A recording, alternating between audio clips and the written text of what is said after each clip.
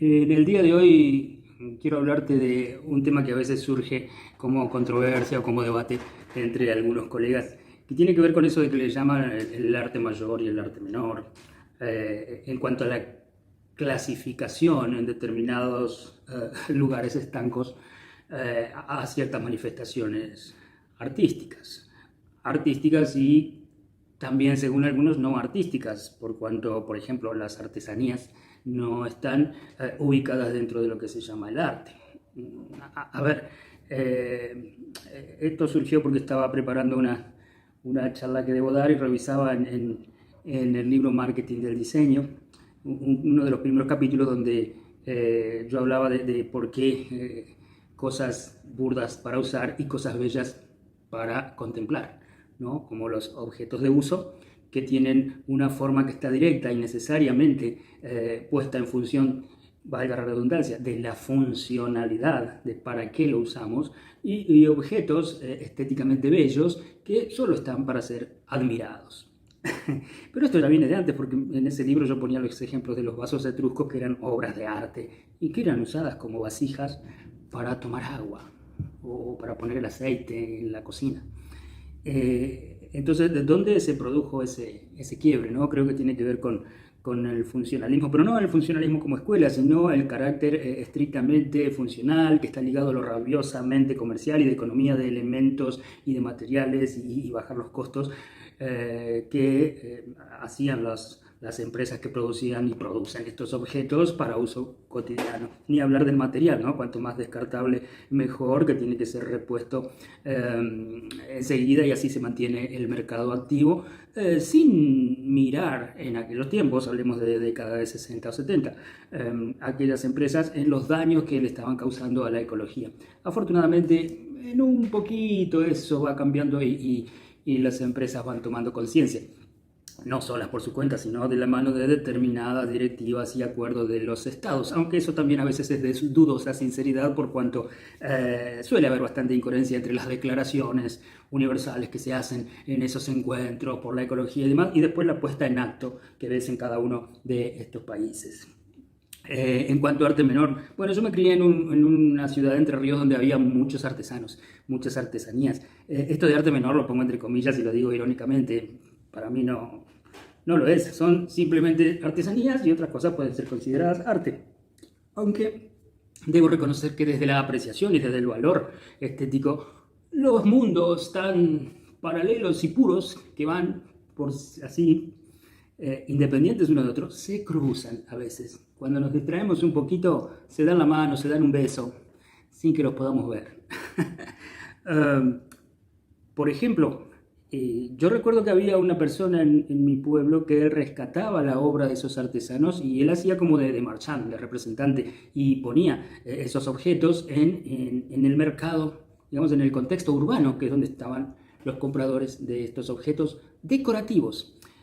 Pero de donde partía esa pieza artesanal era desde el mundo rural, ¿sí? Desde el campo. Y ahí no se realizaba como objeto decorativo, sino que eran cosas para usar. Por ejemplo, el grabado en una montura para los caballos, tallar un cuenco o un asta de vaca.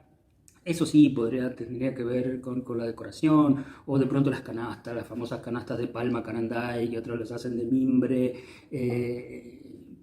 tejidos en telares, telares que para indumentaria o para mantas en la cama, etcétera, etcétera. Todo era funcional.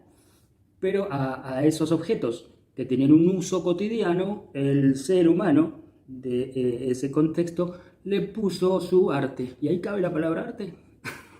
Estoy preguntando.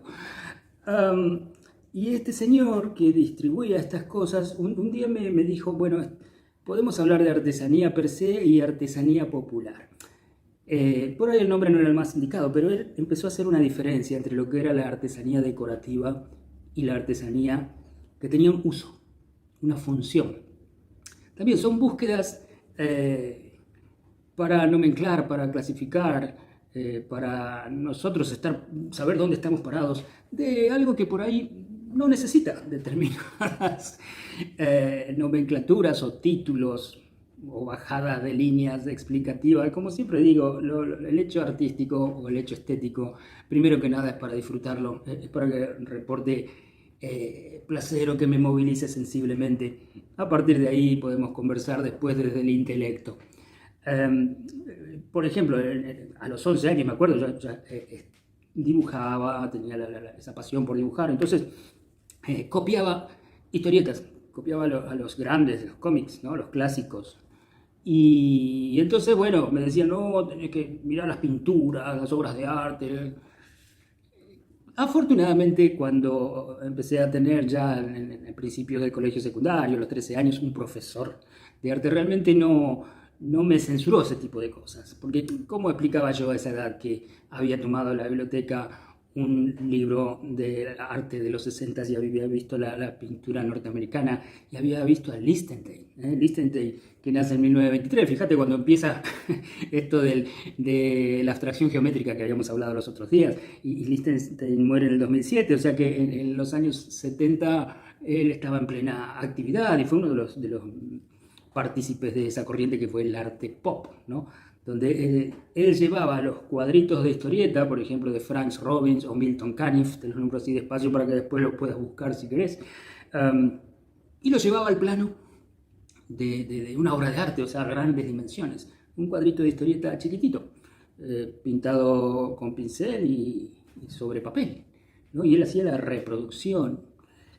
Por eso tiene que ver el arte entonces con las dimensiones. Por ejemplo, acordate de esa gigante araña que está ahí en las afueras del Guggenheim en Bilbao. Si no estuviste ahí, igual la podés googlear. Tiene que ver con el tamaño, quizás. Porque, mira, esto es una artesanía. A ver, lo pongo ahí con fondo oscuro. Esto compré en Bariloche de un joven artesano que trabajaba ahí mientras lo mirábamos. Retorciendo con las manos y con una pinza unos pequeños alambrecitos. Nadie duda de que esto es una artesanía. Ahora, imagínate esto, llevado a dimensiones gigantescas, como aquella araña que está en el Guggenheim. ¿Sigue siendo artesanía? ¿O pasa a ser obra de arte? A algunas personas a las que les he preguntado a propósito qué es esto de arte y artesanía, ¿no? Que no saben, que no son profesores de arte ni estudiosos ni nada, gente común, me han dicho, no, la artesanía es la que está para ser usada para algo y el arte está para ser visto. El mismo que te contaba del primer planteo cuando empecé este video. Pero empiezo a sospechar de que no es tan así del todo y de que no podemos encerrar dentro de las definiciones o conceptos estos límites. Entonces, quizás estemos frente a algo inefable. Si me preguntas a mí, yo creo que el hecho artístico, donde va el arte, digamos, por ese lado, está en una plena y permanente resignificación. El artista resignifica. Ejemplo, la poesía visual, que me encanta, los buenos artistas, los buenos poetas visuales, ¿no? Cuando resignifican una cosa, la cortan, le agregan pedazos de otras y eso ya tiene otro significado y claro, y también tiene que ver las dimensiones, de qué color se pinte para que semeje un material que en realidad no es, y una cosa que parece muy pesada, así la levantas y no, es cartón, o viceversa, una bolsa de basura que por ahí equivocadamente alguien que está limpiando la sala de un museo la quiere sacar creyendo que es una bolsa verdadera y no, y pesa toneladas porque es una obra de arte hecha en granito, por caso.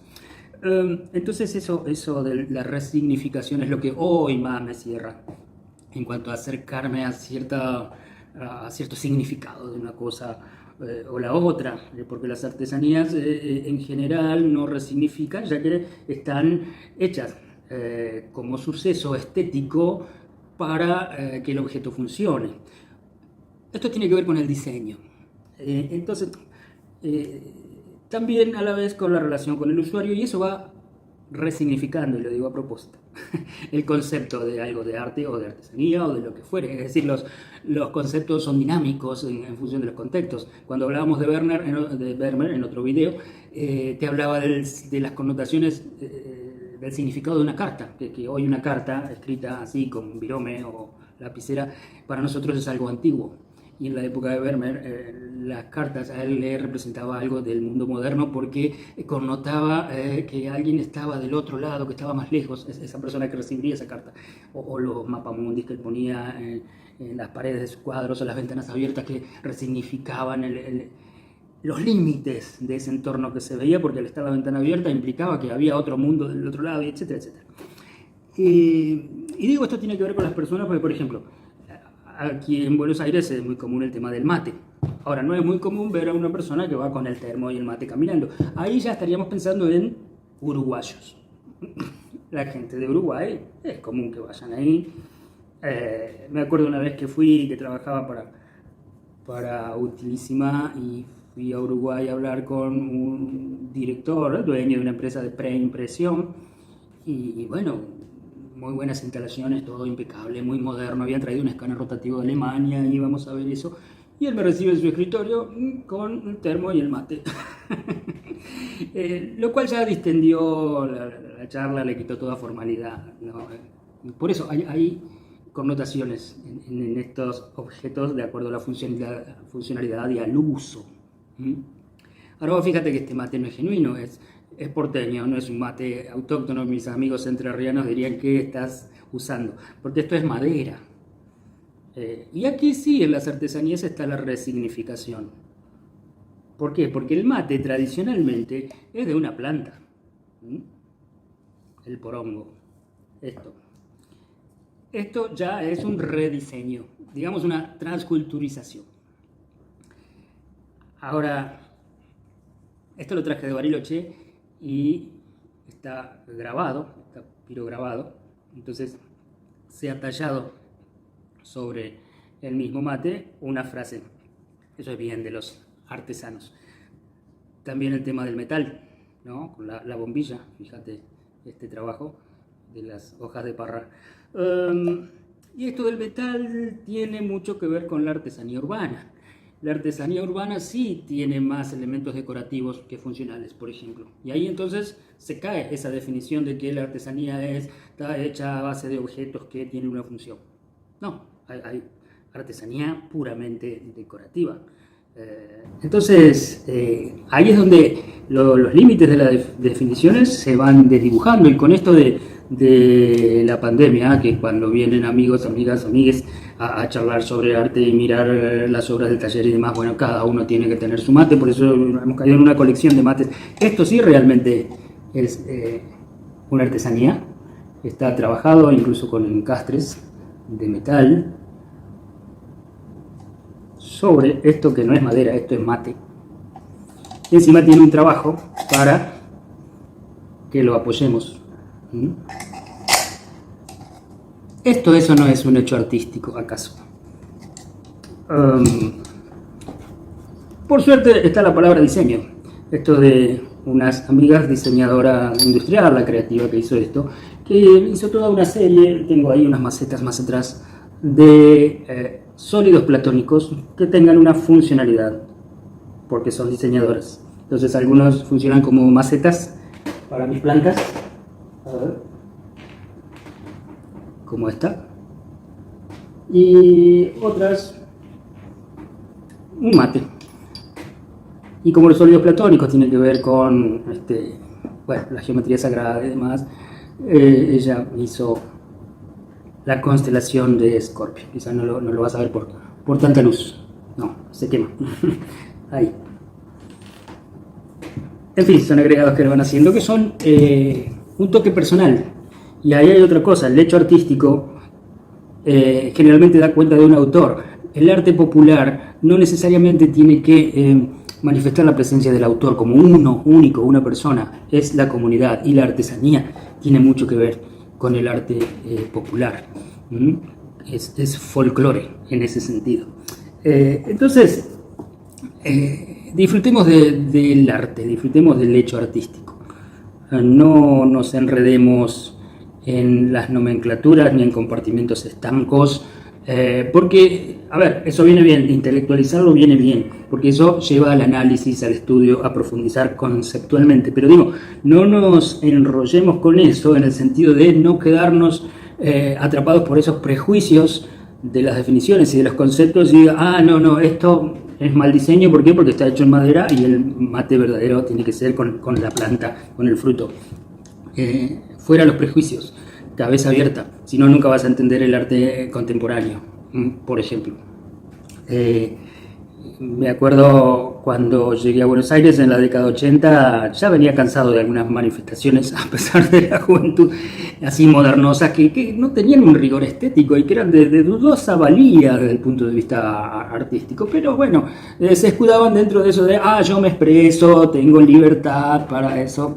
Vamos a ver si la libertad de hacer y de crear es muy buena, y sobre todo en los niños, ¿no? Pero, ¿cuándo empieza a ser una obra artística y cuando no es más ni menos que una catarsis a través de la gráfica o la plástica? Entonces fui a un taller de una pintora que me enseñó bastante de visualidad antes de empezar Bellas Artes, y ella era constructivista, pintaba con soplete, los sopletes con los que se pintan los autos.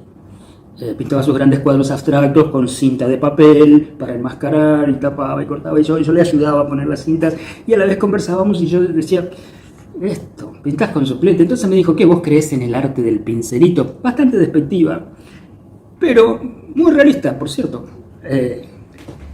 Había algo que, desde lo que digamos la impronta o lo que se venía imponiendo, porque la necesidad de expresar sobre la sociedad y el mundo actual de ese momento lo requería.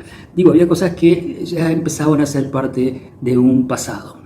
De un pasado que, si bien está permanentemente en las academias y en quienes enseñamos, porque enseñamos técnicas, como es mi caso, donde tengo como alumnos docentes que salen de la universidad, que salen de Bellas Artes, que salen del UNA, porque necesitan técnicas, así me lo dicen, y profundizar en eso. Por otro lado, hay todo un lenguaje donde, afortunadamente, el hecho estético que tiene que ver con la obra de arte se amiga con el buen diseño, con algunas cosas de aquellas formas y funciones de las artesanías, que rescata elementos de las manifestaciones artísticas urbanas, como el graffiti, como el diseño objeto. Bueno, un crítico me decía que estas cosas que eran diseño objeto, ¿no? O sea, le ponía un título, pues yo digo, ¿qué es esto? Escultura, es maqueta, es... si voy a un concurso de una disciplina, ¿dónde lo meterías? Y a ver, el concepto tradicional de diseño objeto tampoco me cierra, porque era una protesta contra lo que venía antes de esa época, digo, ubicados en el contexto histórico del movimiento del diseño objeto. Y la verdad que yo no estoy protestando contra nada de la bidimensionalidad ni nada, así voy y vengo, ¿no? Y aparte esto tiene que ver, y ahí te lo comento otra vez, con mi deseo de que cualquier persona con cualquier poder adquisitivo pueda tener objetos estéticos, te iba a decir de arte, objetos bien diseñados, que puedan incorporar belleza a sus espacios comunes, tradicionales, y ayudado ahí sí por la tecnología, porque lo que preparo son reproducciones para que puedan ser adquiridas, que no tienen el mismo valor que tiene un original. ¿Eso es acaso arte menor? Gran pregunta. Porque si vos te parás desde un lugar de decir, no, el original es lo que vale y es lo que yo aprecio. Mirá, me pasó en Versalles, Palacio de Versalles, Francia. Yo iba mirando la arquitectura, hasta que yo veo Marat, ahí muerto en la bañera, gran cuadro de David, y mucha gente apreciando ahí el David y sacando fotos. Y la guía turística contándoles acerca de la Revolución Francesa y quién fue Marat y quién fue David, etcétera, etcétera. Yo atrás digo, levanto la voz, les digo, no les digo, eso no es el original. El original está en otro museo. Quizás sea un original porque no es una reproducción en el sentido de que tal vez fue pintado por uno de sus alumnos o discípulos o de estos pintores que buscó Robespierre luego de que se hizo el verdadero original como propaganda, ¿no? De jacobinos, revolucionarios, etcétera. Digo, ¿le digo o no le digo? Pero después digo, es como decirle a un niño, los Reyes Magos son los padres. Entonces, los dejé. Y no estaban viendo un original. Estaban apreciando las virtudes de una reproducción. Por eso, dejémonos fluir, dejémonos llevar por eso, ¿qué nos pasa ante determinada imagen, ante determinado objeto? ¿Y qué es eso de dejarse fluir? Dejemos ver qué pasa desde esa obra hacia nosotros, no al revés. Aprendamos a escuchar, entre comillas, pero no escuchar para contestar, escuchar por escuchar mismo, como debe suceder con los discursos del otro. Y ahí vamos a ser más empáticos, más abiertos, más amplios, y vamos a recuperar quizás un poco más de nuestra capacidad de asombro. Por lo demás, original, reproducción, la verdad que para mí también no es tan taxativo eso. Eso tiene más que ver con el mercado, tiene más que ver con los precios de las obras. Si querés, podemos hablar de eso, pero es otra cosa. Los cuentapropistas, como en mi caso, que decidimos no depender de alguien ni de la mega actores del mercado. Las muestras tratamos de que la gente se lleve estos diseños a través de un precio módico. Por eso digo, rescatar aquellas viejas ideas de William Morris que a él le salieron mal, porque el trabajo artesanal le salía más caro por los costos de producción que un trabajo en serie allá en la Inglaterra de 1850. Pero hoy tenemos la reproducción barata, y es más, me ha sucedido que he hecho jumps y donde he llevado cuadros transferidos a lienzos, y a partir de ahí, sobre ese lienzo impreso, he trabajado como un original con algún modelo que se ha puesto de ocasión. ¿Y eso qué es, una reproducción o un original? Te decía, en una de esas exposiciones que hice, una personita que recién estaba empezando a estudiar Bellas Artes cuestionaba esto de que, además de estar la exposición, hubiese una especie de boutique donde se comercializaban objetos de diseño, libros, objetos que tenían tampografía con las imágenes, tazas y cosas de usar y de decorar, agendas, etcétera, con las imágenes de mis obras. Entonces lo cuestionaba porque decía que eso no era un hecho artístico, sino que era algo comercial. ¿Y de qué vive un cuentapropista si no? Pero bueno, eso también es cuestión de tiempo, porque esas personas que en su momento critican eso, de acá a 10 o 20 años seguramente van a estar haciendo lo mismo. Salvo que se dejen coaptar por determinados actores del sistema que les obliguen a decir, bueno, vos pinta esto, vos pinta este estilo, vos pinta de esta forma, porque yo te creé un mercado y tenés que producir para que vendamos. Todo da vueltas. Bienvenida a las contradicciones, porque eso significa que estamos vivos.